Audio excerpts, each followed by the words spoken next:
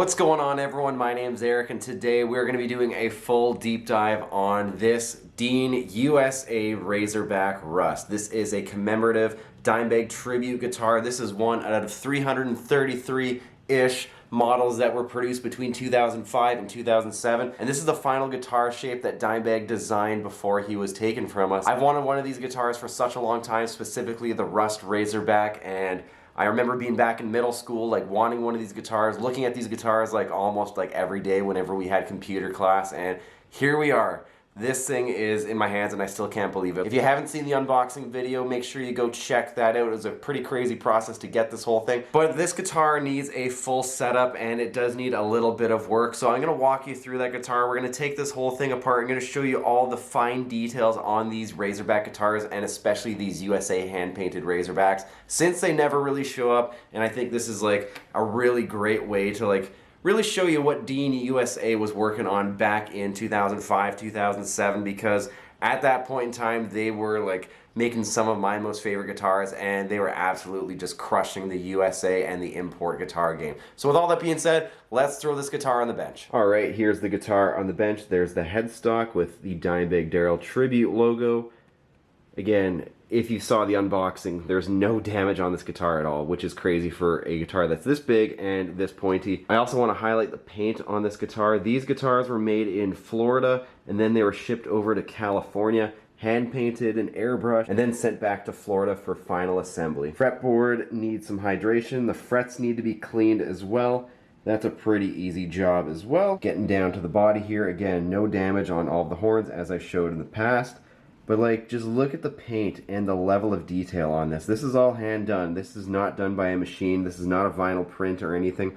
I also think this is actually an actual inlay that's in the guitar, which is, again, super sick. Something you just don't see. It's not paint or anything like that. It's a hand done inlay. You got like this bolt that's painted on down here, a little bit of rust on the screws. It actually kind of adds to it, so that's pretty sick. A little bit of damage on the volume pot right there, but that's just the plastic. That's all good. Dimebag traction knobs. Again, look at that paint all over the guitar. Just crazy, crazy level of detail on these things.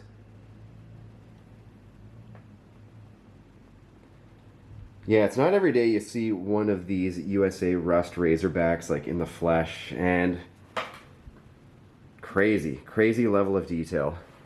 Original Floyd Rose, Dimebucker, DiMarzio Super Distortion, and look at that. I'm just gonna put my hand like right up here. And it looks like our fretboard access is going to be pretty good. This is an awkward angle to grab it at, but I'm pretty sure it's going to be pretty deadly on this. All right, now here's the back of the guitar. Just, you know, they spared no expense with quality control and with detail on the finish on this guitar. This guitar also feels very solid, as it should, because this was a premium instrument, still a premium instrument by today's standards. And yeah, the Dean Custom Shop from back then, absolutely out of this world, great build. Crazy attention to detail.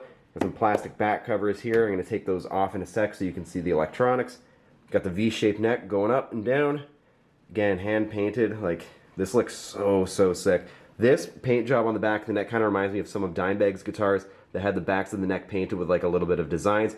Some of Dimebag's guitars actually like said some words on the back, and this one just kind of has that same vibe in my opinion, even though it doesn't really have words. Going up to the top here, there's the imprinted signature for Dimebag. The serial number is right above it, same with the Made in USA stamp, and more rust finish on the headstock.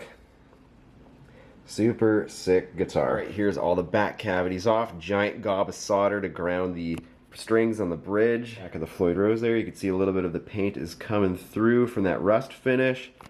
This is pretty sweet here, so you can tell how much detail is on this paint job, because just to make this little imprint right here, like with paint, absolutely crazy with that level of detail. Electronics cavity, we got some shielding paint-ish in here. You don't really need it too much, especially when your guitar is properly wired and grounded as it should be. A little bit of bare wood under there so the pots can hopefully be a little bit more grounded. And the toggle switch, very standard, nothing crazy there. A little bit of silver paint under the back sides of all of that. Yeah, it looks really good, nothing negative to write home about. I did plug this in initially for the unboxing and there was no electronics issues or anything like that. Probably just going to leave this stock as well. just to keep it as it is. Otherwise, I'm going to get the strings off this guitar, and then I'm going to take the pickups out so then you can see what it looks like under there. And just as always, when you are dealing with a Floyd Rose and you're changing strings or you're loosening them or whatever, you want to make sure the bridge is stable and flush. This is just going to make your life easier when you're actually retuning and getting the bridge actually sitting properly. Get this bar right here. I'm going to have a link in the bio. Shove it right under the back of the Floyd Rose bridge right here. This is going to keep it stable when you relieve all the tension from the strings. And you're just going to thank yourself later because this is a huge game changer and does not cost a lot of money. Alright, there's not a lot of actual lead on the pickup to move, but this is just to give you an idea. You got the name Rust right under there, so there's no real finishing under that, so this is probably all taped off, you know, for the actual airbrushing of this. I just wanted to take a look since we are here. And then under here is the serial number. Might be hard to actually see that there, but it is under there. Again, there's not a lot of pickup wire that's left on these pickups, so it's kind of hard to move them. We're just going to put it back to how it is, but yeah, something I just kind of wanted to show you to see if that would be cool or not. Otherwise, one more look at the top on this guitar and some of the details. Whoever painted these guitars, you know, if they were done in California, absolute crazy good job. Hats off. Some of the best paint I've ever seen on a guitar in person. Alright, so I did a once over on the guitar just to make sure everything was tight. We're talking like the pickup ring mounting screws, the washer for the toggle switch, output jack and the screws that hold it down, tuners, Floyd Rose nut as well, and everything was actually pretty tight. I might use a little bit of the 3-in-1 gear oil just in these threaded inserts here where the locking nuts go, just to make sure nothing is gonna seize up. I might do the same back here just to make sure all of these moving parts are like sitting and moving as they should be. The neck was straight as well, so I don't have to adjust the truss rod. It's only off just because I'm gonna wipe down the headstock and get it all clean. Would do the same for the body, but there's like no dust or fingerprints on this. Like, this is absolutely immaculate. I will work on the fingerboard here as I've shown in previous videos. Usually the best way to do it is using some of those Music Nomad fret guards. Get a little bit of that quadruple zero stainless steel wool. Go back and forth very lightly on all of the frets. Make sure you don't get the stainless steel wool onto the fingerboard because you might kind of scar it and you might not be able to get that out. Right after that, use a little bit of that Music Nomad F1 oil for the fingerboard, and that's going to bring a bunch of new life into this fingerboard. Other than that, I think we're pretty good. I like how the action is sitting on this guitar. Gonna string it up, get it all done up. If you want to learn more about how to set up a Floyd Rose on your guitar or actually take care of it, I'm gonna link a playlist where you can learn about all of those topics and more. Otherwise, I'll see you for the next bit. Alright, now here is the Dean Dimebag USA Razorback Rust all done in, and look at this thing. Just absolutely outstanding. We got those frets dialed in super nice. Doesn't take much to get them dialed in. We got the fretboard hydrated. You look at that ebony, that came right back to life. Looks really awesome.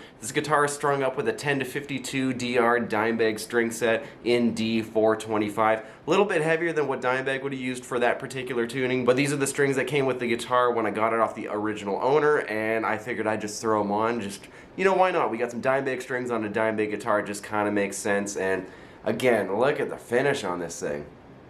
Yeah. Outstanding. Even searching up these guitars and seeing real life photos of these guitars, like they all look a little bit different from each other, and yeah, just the level of detail on these things is nuts in these paint jobs. And that's a huge thing that really drew me into like liking these Dean guitars so much back in the day, like outside of the Pantera Dimebag association. They just looked so cool, and the level of artistic detail in the paint on these guitars was just so exciting and just so awesome to see. Like, this is a really captivating piece of art at the end of the day, outside of it being a guitar. Like, come on.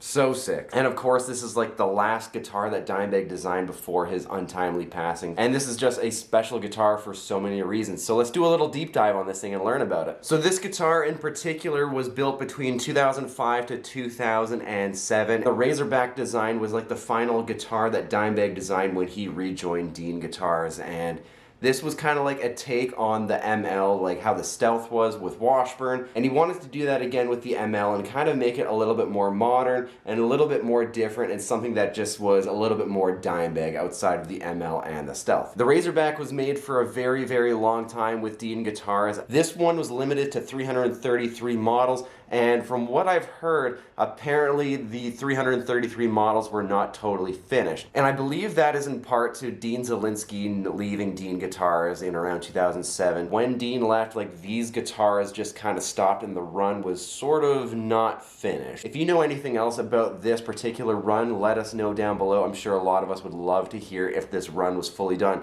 which is very interesting because it seems like the Southern Cross from Washburn wasn't done, this run wasn't done, and the final Dean Southern Cross wasn't finished as well. Very interesting, but if you have one of those limited guitars, like, you know how special they are. So now let's get to the specs and features on the USA Rust Razorback. All of these guitars have a mahogany body. They're also outfitted with an original Floyd Rose tremolo system. We got a Seymour Duncan Dimebucker in the bridge, DiMarzio Super Distortion in the neck. We have a 3-way toggle switch right up here. We got 2 volumes, 1 tone. Output jack down here. We have the Razorback body here. These were, again, all built in the Florida custom shop where Dean eventually moved in the mid-90s. Plastic back covers is what it is. You know, they're not really doing much there. Going up to the neck and the fingerboard, we have a mahogany neck. It has the V-shaped profile to it, too. Feels very similar to my USA Dean from Hell from the same era. It's a little bit wider, very comfy as well. Not really a sharp V, it's a very comfy V-shaped profile. We have a 24 3/4 inch scale length, 22 nickel frets, ebony fingerboard. We got the V inlay. We got the razor blade on the 12th fret. That's, you know, in part to the razor blade necklace that Dime wore on stage. Floyd Rose locking nut. We got the Dimebag tribute graphic on the headstock, your Dean logo right up there. Grover 18-to-1 tuners right there. Flipping the neck over, again, the paint job going all the way up. We got Dimebag's signature right up here. Tuners at the back, and the serial number on these guitars are actually very interesting. Since this was a run of 333, you would assume that they would be labeled like 1 of 333 or something like that, but these particular guitars are not labeled like that. My USA Dean from Hell is labeled like 1 of 150, and I've seen a lot of other of the Dimebag guitars, 1 of 100, 1 of 25, whatever it might be. But these ones are just regular custom shop Dean guitars, and they are serialized as that. There's no 1 of 333 or whatever number you might have. The only way you can kind of figure out what number this one might be is by reading the serial number and decoding it. Also, the serial numbers have changed a little bit from 05 to 07 on this guitar. Some of them were handwritten, like I've seen on my USA Dean from Hell. And this one in particular is actually like printed like an actual like proper graphic, so it looks like a little bit cleaner to read. So that's something to keep in mind as well. You might have a couple different serial number like logos and designs on that, but otherwise there's no clear indication to say like this is number 200 out of 333 or something like that, for example. Would have been nice to see that, but is what it is. You know, it's not a big make or break at the end of the day. Another cool thing about this particular run is that the Zakk Wylde Bullseye Rush that Dimebag commissioned from Dean to give to Zakk Wylde was actually a part of this. And there's actually, from what I've read and from what I've heard, there's around 3 of those Bullseye Zakk Wylde Rust Razorbacks that are floating out in the wild. Zakk Wylde has one, and apparently there's maybe 1 or 2 other ones that were floating around. I saw a few in some old Reverb listings that were for sale, and you could see there's a lot of similarities, especially with this little graphic down here with like this bolt design right down here. Zakk Wylde's guitar has that, and the other Zakk Wylde Bullseye guitars that were in that run have that as well. So that's another really sweet thing, knowing that like Zakk Wylde's actual guitar was made in this run of guitars here. So a little bit of extra Dean and Zakk Wylde lore there for you. With all that being said, let's plug this thing in and let's hear how this wicked guitar is going to sound.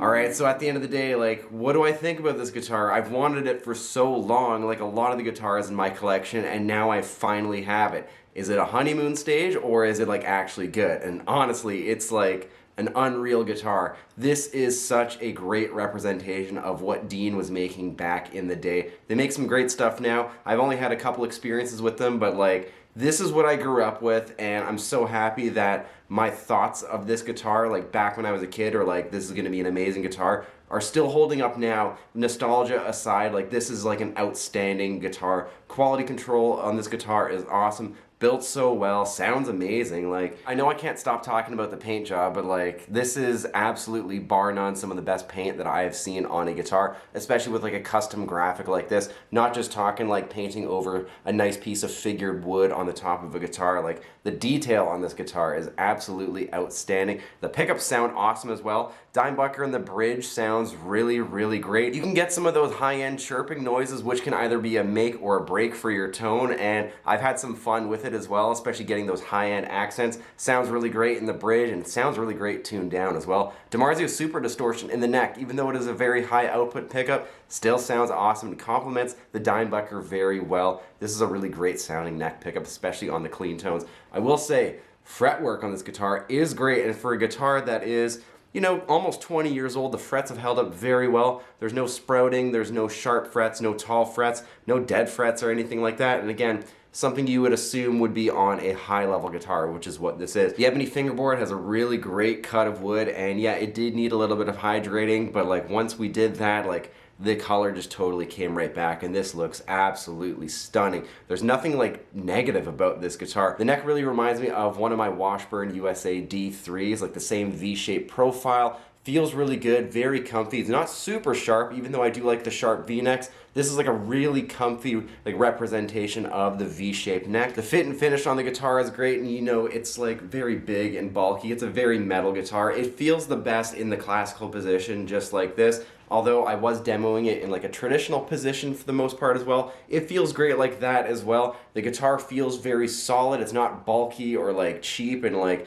kind of in your way kind of deal. I know there's a few people online who have maybe said like some of these guitars were maybe like a little bulky for their taste, but for me personally, like this feels really good. I'm used to these big shapes anyway, so it's nothing out of the ordinary for me or anything like that. Like, this guitar feels awesome, it's solid, it resonates very well, it sounds very good as well. Like, it sounds like a professional grade instrument with the high cut of mahogany for the neck and the body, high cut of ebony for the fingerboard, high quality components like the OG Floyd Rose. Like, this sounds really good. Like, all the parts just work together. It's very musical sounding, and of course it can do the Dimebag thing, and of course it can do other things because these guitars are just so versatile. Would it be nice to have some push-pull like for single coil sounds on the volume or the tone pot? Yeah, it would be, but that's not something that Dimebag went for. And again, this is a Dimebag signature guitar. If he was with us, the idea is that he would be sent these guitars, or he'd be able to walk into a music store, pick up his signature guitar, play a show with it that night, and if he never used those tones, then there's no point of putting it on the guitar. But that's just my 2 cents. It would have been nice to have it. Otherwise, like, this thing's awesome. If you can get it for a good price, like, and you want like one of these USA Deans, or if you specifically want a USA Razorback, like, you're really gonna have an awesome guitar at the end of the day. Like, it feels so solid, and just the way that the components are put together on this guitar, you could tell it was very much thought out. It wasn't just like stuff slapped together and hope for the best. Like, there's a lot of intentional design points on this guitar. It feels really good, and yeah, I wish, you know, Dimebag was still with us, because it would have been awesome to see him actually play these guitars, or even like this guitar in person as well. But unfortunately, you know, we can only think about what could have been, and you know, when you have these guitars, we just have to do our best to honor his legacy with the Razorback or any sort of other Dimebag guitars that you might be having in your collection. But yeah, this thing rules, and young me is very happy, and current me is also very happy that this is a total winner. And that's going to do it for today's video, checking out the 2007 Dean USA Rust Razorback. Again, one of my holy grail guitars, and still so happy that I have it in the collection, and still so happy that it is just an absolute beast of a guitar in terms of playability, fit and finish, and sound. Like, this thing rules, and I'm happy it's not just a honeymoon phase here. Let me know all thoughts and opinions on this guitar down below, and some of the other Dimebag guitars, and even your own favorite Dimebag guitar. I would love to hear what that one is down below. If you like this video and the other kinds of guitar videos that I do on this channel, make sure you hit subscribe. Tons more guitar repair content, Pantera, Dimebag, Children of Bodom, all good things like that. All that kinds of content on the channel. And if you are a returning subscriber, make sure you hit the bell so you don't miss a single video that I upload. Thanks for checking this out, and I'll see you next time.